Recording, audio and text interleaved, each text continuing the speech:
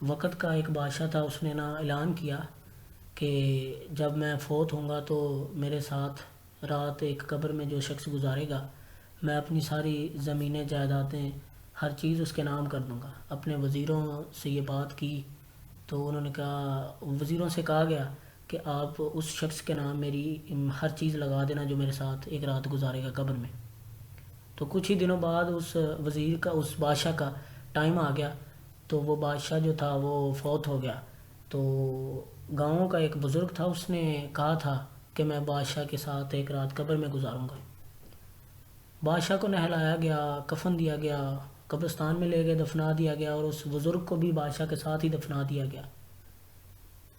تو جب فرشتوں نے دیکھا، گھر والے بادشاہ کو دفنا کے اور اس بزرگ کو دفنا کے جب چلے گئے، تو فرشتوں نے دیکھا کہ یہ آدمی تو مرا ہوا ہے اور اس کے ساتھ یہ کون ہے، اس کا حساب کرتے ہیں پہلے۔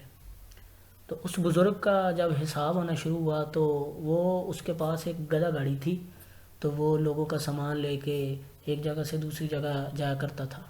تو فرشتوں نے کہا کہ آپ نے فلاں دن اس شخص کا روح کا ٹکڑا اپنے گدھے گاڑی کے اوپر رکھا تھا، تو وہ کیوں رکھا تھا؟ تو ساری رات گزر گئی اسی سوال کے اوپر کہ آپ نے وہ اس روح کا ٹکڑا کیوں رکھا تھا۔ تو جب صبح ہوئی تو قبر کو وزیروں نے کھودنا شروع کیا کہ ہمارا نیا بادشاہ آ گیا، ہمارا یہ سلطنت کا مالک آ گیا ہے۔ تو اس نے دوڑیں لگانے شروع کر دی، لوگوں سے کہا کہ پیچھے ہٹ جائیں، پیچھے ہٹ جائیں، دوڑتا ہی جا رہا ہے۔ وزیروں نے پوچھا کہ کیا ہوا ہے، کیا ماجرا، کیا ہے، بات کیا ہے؟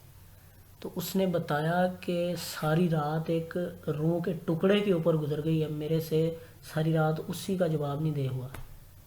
تو یہ اتنی بڑی جائیدادیں، اتنی بڑی چیزیں، اتنی بڑی زمینیں، ان چیزوں کا میں کیسے حساب دوں گا؟ ان چیزوں کا میں کیسے حساب دوں گا؟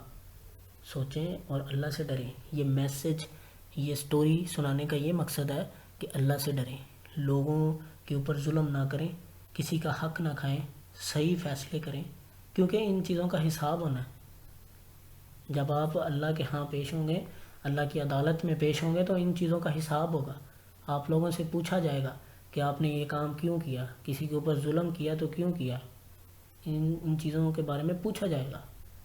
تو اس لیے اللہ سے ڈریں اور اس وقت سے ڈریں جو وقت اس بزرگ پر آیا، اس وقت سے ڈریں کہ ہمارے ساتھ یہ بھی ہوگا۔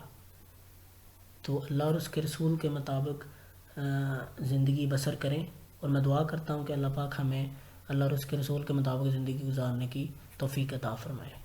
وما الینا الا البلاغ المبین۔